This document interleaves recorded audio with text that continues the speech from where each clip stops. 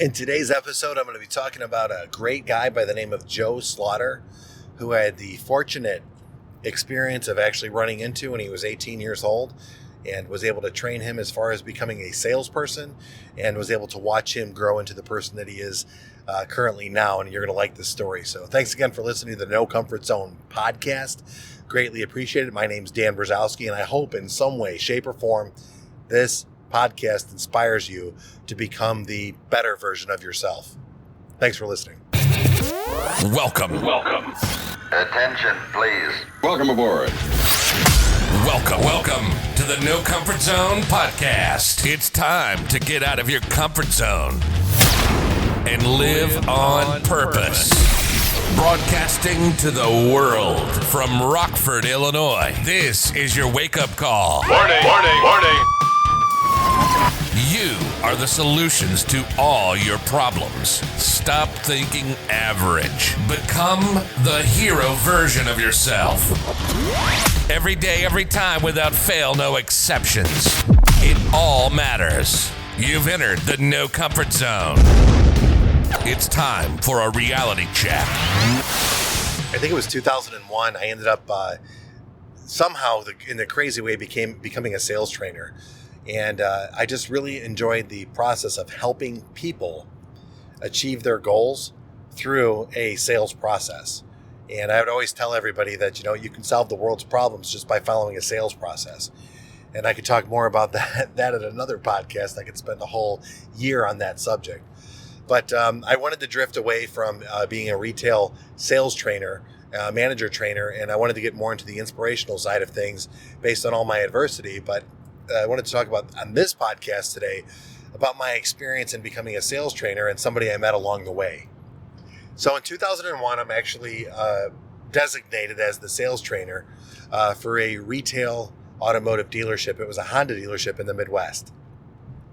My journey to sales training basically was me on reading books and copying other sales trainers and applying those principles in a sales process and becoming, by my terms, successful.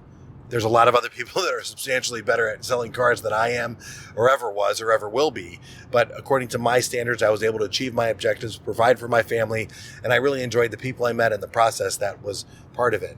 I've tweaked it enough to create the 40-minute car deal, which really has helped a lot of people and customers get really good about that. But enough of the shameless self-promotion.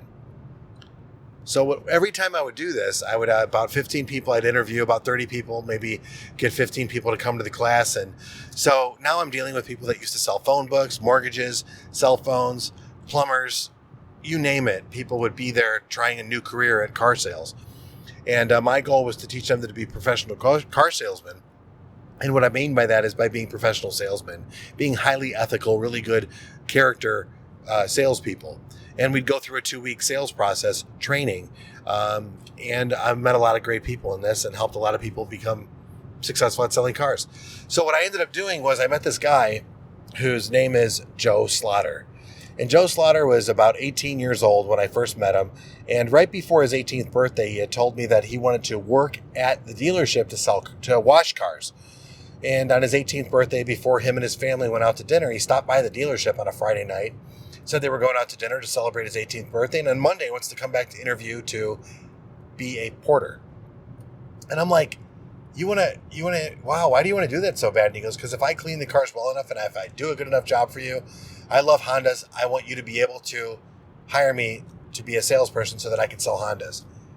I thought it was interesting. He's 18 years old. Let's just bring him on board. I talked to the general manager at the time, whose name was Brad Mugg, and Brad said, yeah, let's interview him.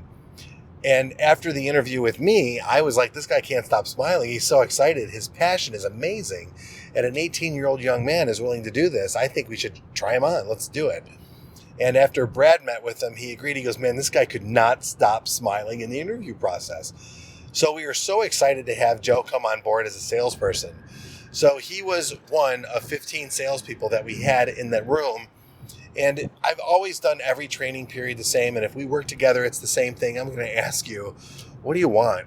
What do you really want? Why on earth do you want to do this? Why on earth do you want to sell cars? And I ask everybody what they want. And some people will say, I want the Rolex, the car, the nice house, the family vacation, the money, whatever it is. And the reason I asked that question is because in February in the Midwest at night, it's not the easiest thing in the world to sell cars.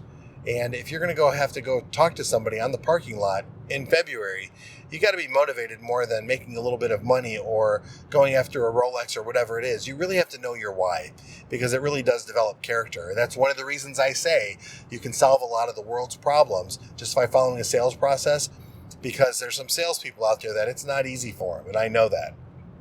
And I want to train people well enough so they can get to the point where they can be successful, realize how to do things the right way, and really have a definite career in a wonderful industry that's needed.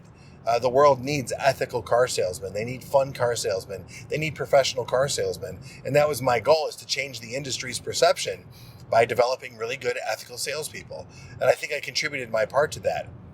When I asked Joe what he wanted to do, Joe Slaughter, Joe said, "Why do you want to do this?" And he goes, "I want to do that because I want to dance." I'm like, "What on earth do you mean?" And he goes, "Well, do you know what hip hop is?" Not a clue. I'm a Guns N' Roses guy, AC/DC.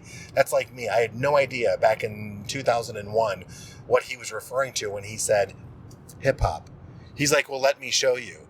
Now, here's a young man at 18 years old that had the ability to confront, and what he actually did, he actually stood up without any music whatsoever in front of 15 strangers, decided to dance in front of all of us. And it was awkward. He was good, don't get me wrong, but it was just awkward. Here's a guy dancing hip hop to a bunch of grown men in a conference room, and it was awesome. The energy was great. It definitely broke the ice in one of the best training classes to this day. And it was because of Joe. Because of Joe's ability to say, "Here's what I want to do with my life. I want to dance." And he really believed that selling cars was a way to get there.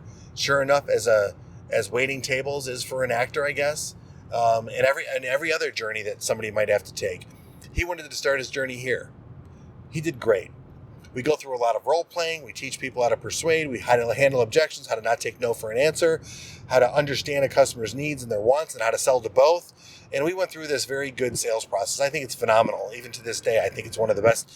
My own sales training process is one of the best out there, because it's all about how to get to that dollar amount quicker by helping more people achieve what they want to do in the end anyway, doing it the right way in less time and having more fun doing it while making more money in the process. How do you like me now? But Joe just really took on to it. And so because of my, I guess my need to become a sales trainer and my obsession with it and my desire to do that, I ended up becoming a national sales trainer on a couple different levels. So I resigned my position, and I had to say goodbye to some people, and it was hard for me to do, but I did think I left on top. Emotionally, my life was a mess. I was in a really bad place at a bad time, but I really had this obsession to become a national sales trainer, so I went and did that. Joe continued to sell cars successfully. Where the story takes a twist is, as I resign and go do my thing, I'm staying connected with a few people, and I kept hearing how Joe was doing better and better. Finally, one day, Joe got to a point, and he decided to resign his position and go pursue his dream to become a dancer in Hollywood. In California. So he made the journey, and I guess it wasn't easy for him. He hit a little bumps and bruises along the way. But let me give you an idea of what Joe accomplished. And he's still going strong. Next thing you know, I hear he's touring as one of the dancers in the Pussycat Dolls. Next thing you know, I see that he's on stage in Chicago at the United Center, and his sister is on stage, and her sister's boyfriend is proposing in the middle of a Pussycat Doll concert at the United Center in Chicago. And I see the video, and I'm like, no way. Joe is doing exactly what he wanted to do. He is traveling the world dancing hip hop. Good for him, and that's great, but it doesn't end there. He then gets picked up on a world tour with Rihanna, which I just think is absolutely amazing. Pussycat Dolls, now Rihanna. And now he's working in production. I've actually seen him in a couple different movies. And then he ends up, I love the Step Up 3D movie. Step Up movies. I love the movies. I absolutely love those movies. Here he is cast as the antagonistic character, the bad guy, in Step Up 3D. And I'm watching this going, I know him. I saw him when he was 18. I saw him when he was tall and lanky and a little awkward. But man, I'm telling you right now, if you Google Joe Slaughter right now, you're going to see something. The guy's a handsome devil, man. He is a sexy model. He's on TV commercials. He even toured with Cher. I think he was the lead dancer in the Cher show when she just recently traveled 2 years ago. It's 2020 right now, wherever this podcast finds you or whatever you're catching. But it's so great to see that this guy did his passion. He wanted to do it, and he became successful at it against the odds. He's really good. He's really handsome. He's a great human being. He's so approachable. And I reached out to him the other day saying, hey, I'm going to talk about you on my podcast. Are you okay with it? And he's like, Dan the man, it's awesome. Whatever you need, man, let me know. He even afforded me an opportunity a long time ago when I was at the worst point in my life coming out of my adversity. In 2009, I'm sitting in my slum apartment with my new family. My son's in really bad shape. And Joe doesn't know this, but he actually posted on Facebook something that meant the world to me and just kept me hanging on a little bit longer. Joe actually said that the power of goals and dreams and working towards them has been his success. And he had an opportunity to work with me a long time ago, and he mentioned me by name that I helped him with his goals and his dreams. I get so choked up about that because that's the only reason I'm on this planet, is to help people truly get what they want out of life. He did all the work. He had the ambition.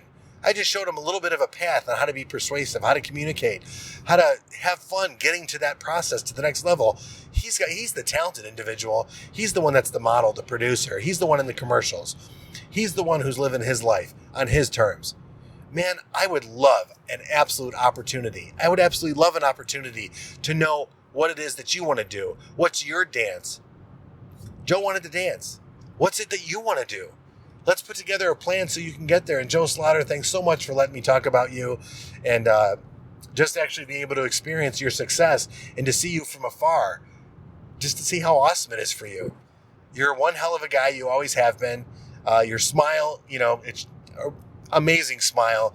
You're talented, your ability, your passion for dance, everything that you do is worthwhile and worthy. And I'm telling you what, right now, you've earned every bit of the success that you have. And I wish you so much more success in your life because you're just such a great dude. So check him out, Joe Slaughter. He's on social media. He's an influencer. He's out there. He's a great dude. But more importantly, I want to ask you this. There's a couple of you out there that are thinking to yourself right now, I know I could just do so much more. I don't know where to start. I'll tell you where to start. Go to launchwithdan.com. Launchwithdan.com. You can even email me, dan@thenocomfortzone.com. dan@thenocomfortzone.com. Let's find what it is that you want to do with your life. Let's put some goals in place. Let's start working toward them. Get on my calendar and I'll call you. Be ready for the call. It could be life-changing. This truly could be the moment that you get out of your comfort zone and you start to live on purpose. Say goodbye. Want more of the No Comfort Zone? You can follow Dan on Instagram and Twitter at NoComfortZone1. Bye. Or on the web at thenocomfortzone.com. Bye-bye. Bye-bye. Thanks for listening to the No Comfort Zone podcast. Bye-bye. Bye-bye.